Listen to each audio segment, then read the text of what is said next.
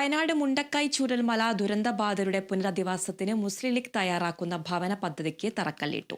സംസ്ഥാന പ്രസിഡന്റ് പാണക്കാട് സാദിഖ് അലി ശിഹാബ് തങ്ങൾ മുട്ടിൽ ഓർഫനേജ് ഓഡിറ്റോറിയത്തിൽ ഉദ്ഘാടനം ചെയ്തു. 105 കുടുംബങ്ങൾക്ക് 11 ഏക്കറിലാണ് വീട് ഒരുങ്ങുന്നത്.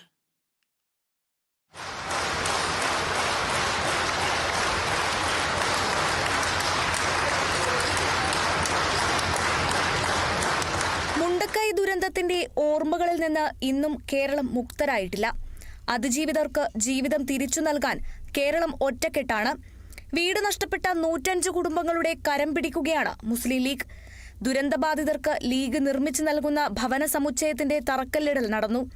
ദുരിതബാധിതരുടെ ആവശ്യപ്രകാരം മേപ്പാടി പഞ്ചായത്തിൽ തന്നെയാണ് സ്വപ്നഭവനങ്ങൾ ഉയരുന്നത്.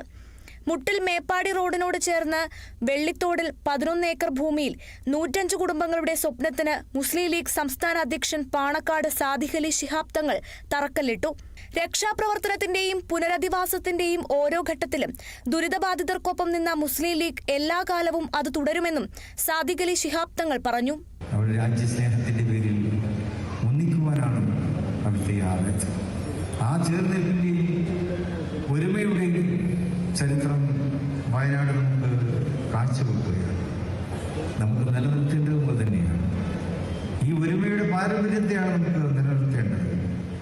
ആര് വന്നാലും അതിനെ മലയാളി ഈ ഒരുമയുടെ പാരമ്പര്യത്തെ ഇല്ലാതാക്കാൻ ആര് വന്നാലും അതിനെ പ്രതിരോധിക്കുവാൻ ലോകത്തെ മലയാളി തയ്യാറാകും.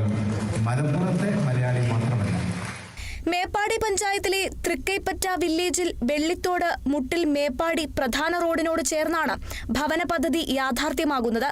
3 മുറികളും അടുക്കളയും മറ്റ് സൗകര്യങ്ങളും ഉൾക്കൊള്ളുന്ന രീതിയിലായിരിക്കും ഘടന. ശുദ്ധജലം, വൈദ്യുതി, വഴി എന്നിവ ഉറപ്പാക്കിയാണ് സ്ഥലം ഏറ്റെടുത്തത്. 8 മാസം കൊണ്ട് നിർമ്മാണം പൂർത്തീകരിച്ച് വീടുകൾ കൈമാറാനാകുമെന്നാണ് പ്രതീക്ഷയെന്നും ലീഗ് നേതൃത്വം വ്യക്തമാക്കി.